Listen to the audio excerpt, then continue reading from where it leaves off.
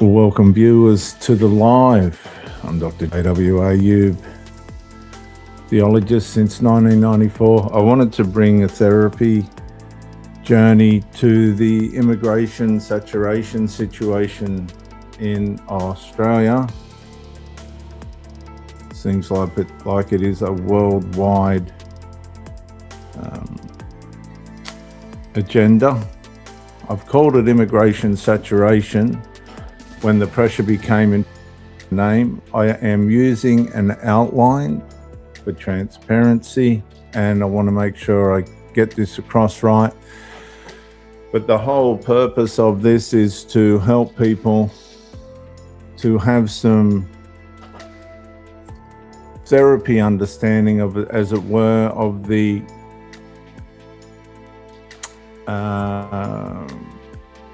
paradox. What's another word? Paradox. The conflicts, the trying to make sense of the nonsense situation that we're in Australia. And so the opening episode, and that's this, it's going to establish the governing foundation of the series.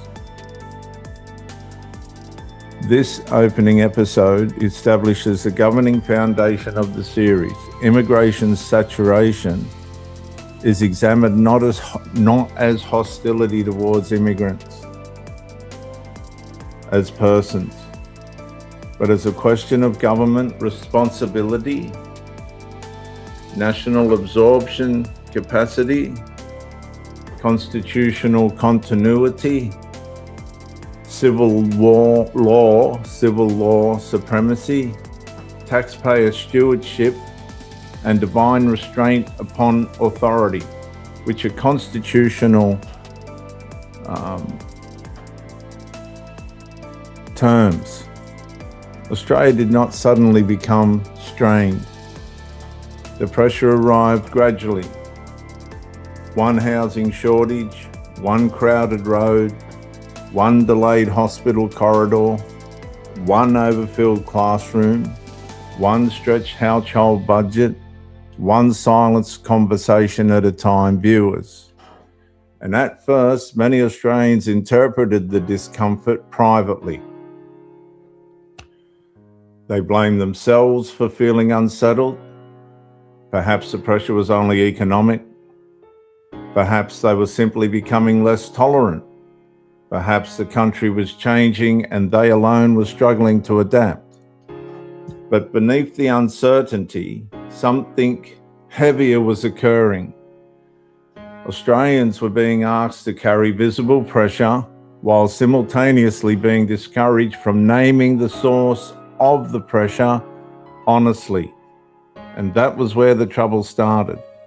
That is where sociological trauma begins and deepens in this immigration internal conflict, trying to come to terms with it. Not only when a nation changes, but when ordinary people begin doubting their own right to describe what they are seeing inside their own suburbs, schools, roads, workplaces, hospitals, churches, and communities. This series does not place migrants on trial. My father's side of the family are migrants. My mother's side, we're all migrants, right? That's not the issue here.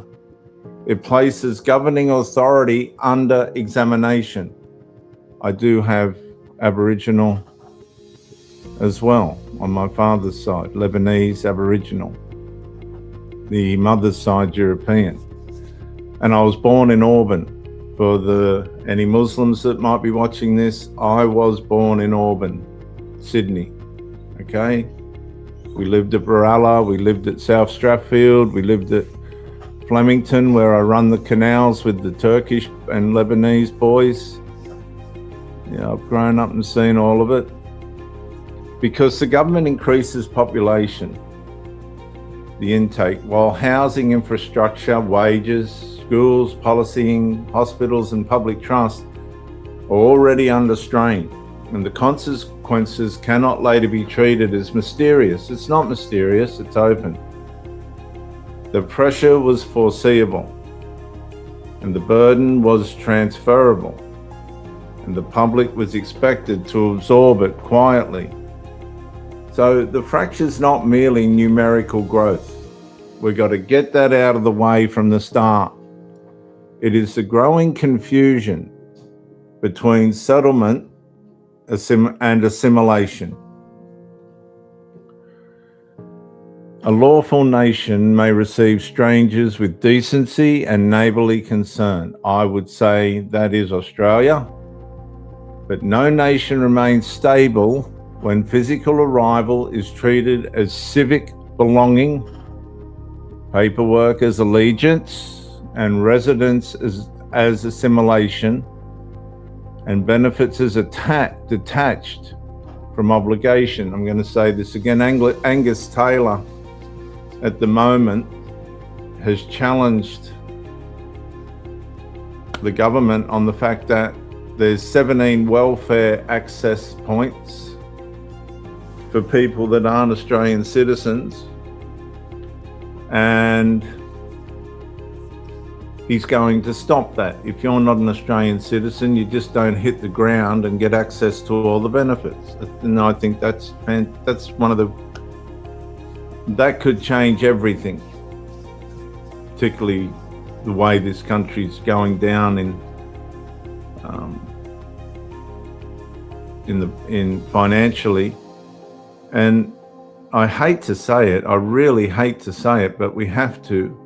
So far, all the NDIS corruption seems to be coming from people that do not fit a pedigree Australian description, as it were.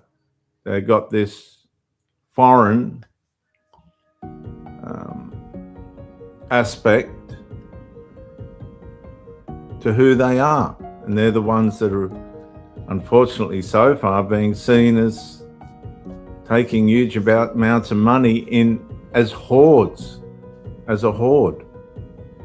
But the country survives when entering the national housing house gradually become accountable to the house, its laws, its freedoms, its duties, its moral expectations, and the inherited order that made those freedoms possible.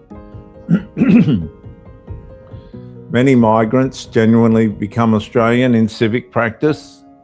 They work, contribute, obey the law, build families, and strengthen the nation.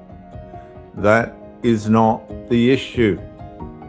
The issue is whether government has allowed assimilation itself to become optional while requiring Australians to absorb the consequences of non-assimilation, parallel authority, and expanding public restraint. Australia's constitutional memory was not built upon the assumption that government is ultimate. The nation's inheritance carries the older understanding that authority itself stands beneath Almighty God. Now, these are constitutional comments: law, conscience, truth, and responsibility to the people. And when that restraint weakens, policy begins treating the nation less like an inherited household and more like an administrative platform to be consciously managed, expanded, and redefined. And that's why immigration saturation becomes more than economics. It becomes constitutional when entry is tested more carefully than allegiance, the vetting system. It becomes civic when Australian values are spoken but not expected. It becomes therapeutic when Australians finally receive lawful language for pressures they have carried without permission to name them. And the without permission to name them is on the premise that when you say immigration, you're assaulting the people that are in it. No. And we've got to try and find language to get around that. Words like Islamophobia. It's just a made-up word that's to make you shut your mouth, basically. Shut your mouth, leave it. No. There's language that can push that out of the way and allow you to continue expressing yourself. See, expression of how you feel, as long as it's legit, is what we're trying to save, because it hasn't been a micro-incremental descent into shut your mouth, as it were. It's been like a monster just coming along and then just dropping these. It started with the big V, the big C, and the authoritarianism and totalitarianism that was able to be manifested through that by the establishment showed to us that the colonial constitutional rights of Australia had been consciously diminished as well by the path of the, I'm going to say establishment, I could say institutions, I don't want to say government because I don't want to be undermining that. I'm just going to say establishment has this is where the micro-incremental ignorance, developing willful blindness into the mind of the people of Australia, the inherited people born in Australia, that inherit immediate rights. Example, if you hurt yourself in a foreign country, you're going to pay. If you can't pay, you're going to die or remain injured. And the object is then to get back to Australia as an Australian to receive all your medical rights, right? Free medical rights. Well, it goes way beyond that. Your rights go way beyond that, but micro-incrementally, they've been invisibilized. They've been made invisible and they've been made unreachable, but they're still lawful. Now, there's certain viewers that would understand what I'm talking about, and I've got to be very careful how I use the language around your inherited financial rights as an Australian, not just medical. But medical's the obvious one where you go, yeah, God, if I hurt myself in another country without insurance, I'm a goner, or I'm in trouble at least. But if I get back to Australia, I'm by citizenship, by inheritance, constitutional rights, I will be looked after. Well, those rights go way beyond that, but they've been micro-incrementally blurred out and been put us, it's been willfully blinded from us.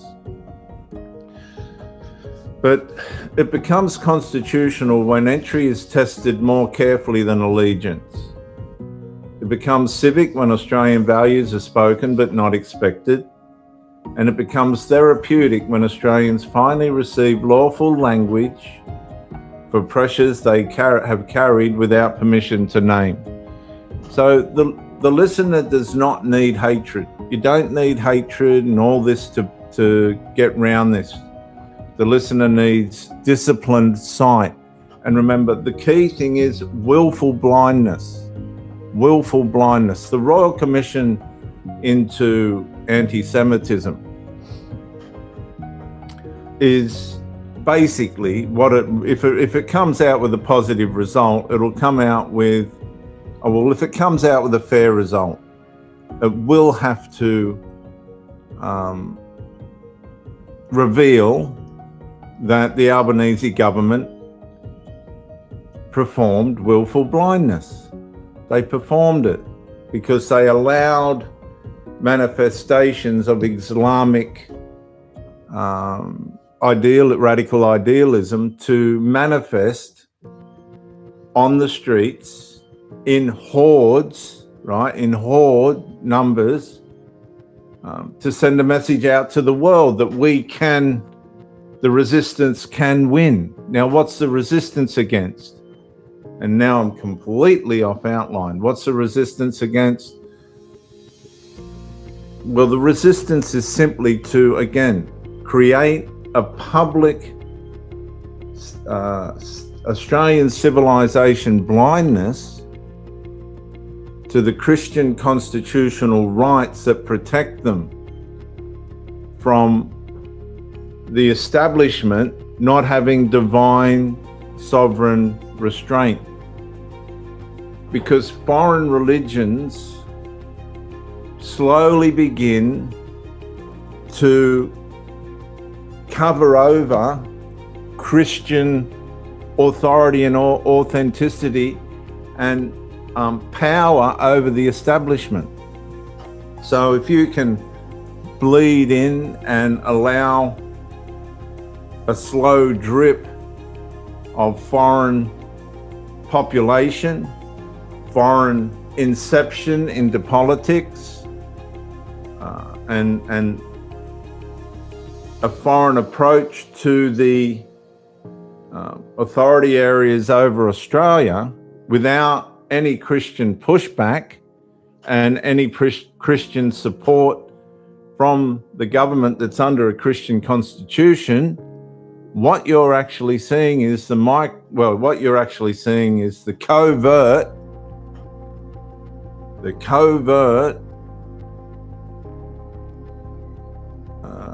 moral decline of the country, because it's the Christian way of life that has got the Western world where it is. So that's what that's all about. All of it is about reducing Australian conscience to the Christian constitutional protections they have via the establishment being under divine sovereign restraint. Right? Now, the divine sovereign restraint is not Islamic or Hindu, respectfully, Hindu or any of these other legitimate religions from where they come from. And we do have to remember that Christianity does come from the Middle East, but the Middle East paid a high price for the manifestation of that, and so did the divine, so did the Father, the Son, and the Holy Spirit. Everybody paid a price, divine and human, for Western civilization to be where it is. Right. And what the object of it all is, by establishments being under that, the principles and the doctrines and those ways, is to protect the people and the country who are trying to live that way from establishments taking that protection away. One more example. When you used to go to court, you see it in the movies, put your hand on the Bible, pray, or, I swear on the Bible. I don't get in trouble and go to court, so I don't know all that, but you swear on the Bible. Now, the object of that was not to get you in trouble. The object of that was, that's the court saying, we've sworn on the Bible and that'll protect you. And if you swear on the Bible, that'll protect us. That's what that was about.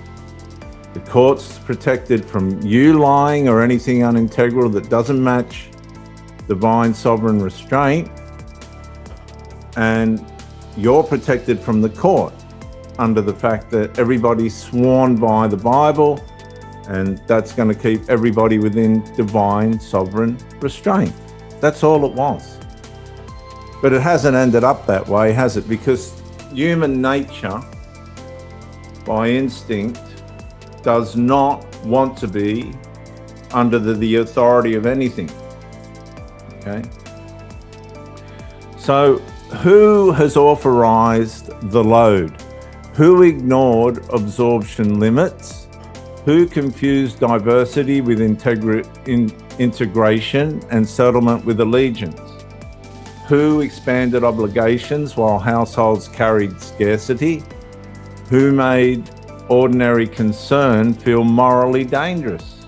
Right? Fair questions.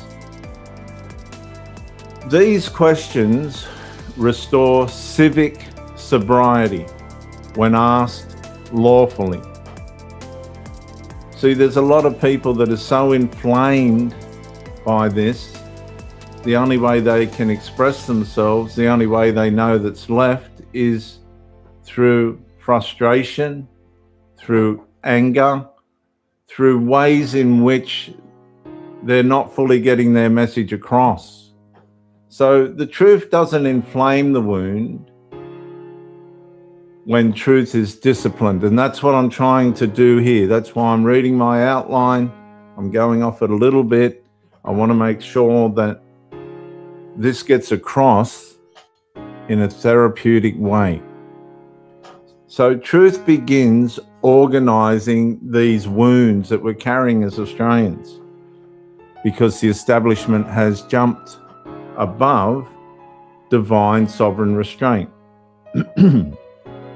That's a whole thing unto itself. If you want to learn about that, you can watch the series Who Rules Australia on my channel. It separates fear from discernment, anger from lawful judgment, and concern from hostility. That's what we're trying to do.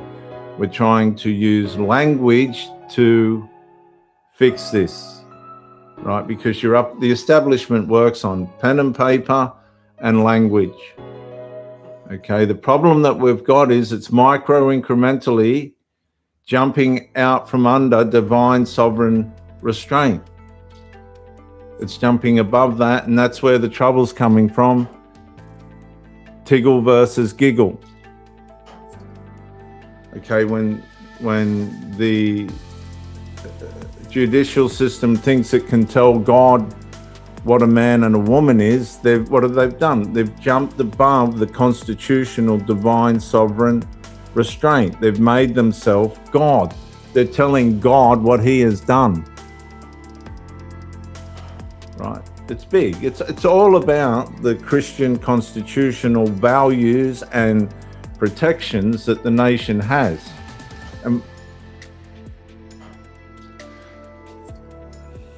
It allows Australians to say this strain is real, this burden is transferred, this inheritance requires protection, Angus Taylor, thank you, and compassion itself must remain under order. Okay, we've heard Elon Musk brought the saying suicidal empathy. Well, and compassion itself must remain under order is saying don't go into just what Jesus say, don't throw pearls before swine, because it's just not going to mean anything. In other words, you need to have people coming into the country that understand the significance of the value of that. So the scandal's not merely people or the people that come. No, because I wouldn't be alive if my grandfather didn't come from Mount Lebanon, okay, and meet my stolen nation's grandmother. So on the one hand, you've got a person from Mount Lebanon, right? And then you've got a person that's First Nations Australia. If they hadn't have met, I wouldn't even be alive. And then you've got my father meeting my mother and all that. So the scandal is that authority expanded the pressure. That's the scandal. This is my closing statement for this series, and this series is going to go big. I'm going to go hard into this, and I'm going to use judicial language, but I've asked myself to create the outline in a way in which, and this is just how I termed it, so that a peasant can understand and so that a king can understand. So it crosses, and I'm pretty sure I'm accomplishing it. So the scandal, this is the scandal of immigration, is that authority expanded the pressure, weakened the foundations, the Christian fundamental, divine, sovereign restraint, constitutional foundations, denied the strain, right? The strain and the trauma that we're trying to cope with, trying to figure all this out. They've shamed the witnesses, the Australian public, who are saying, hang on, let's take in politics Pauline Hanson. And finally, the Liberal Party has jumped on board her bandwagon and literally taken it, and expected Australians to call displacement progress. So I'm going to read that again and then I'm going to close. The scandal with immigration is that authority expanded the pressure, weakened the Christian constitutional divine sovereign restraint over the nation through the establishments. They've jumped over that, denied the strain on the people, shamed the people, the witnesses, saying, hang on, and expected Australians to call displacement progress, and we're not prepared to do that. Viewers. Anyway, I'm Dr. J.W. Ayub. I hope you've enjoyed this. Keep your eye out for the series. They'll be short, 10-minute injections, and I hope you feel better after listening to this. Bye for now.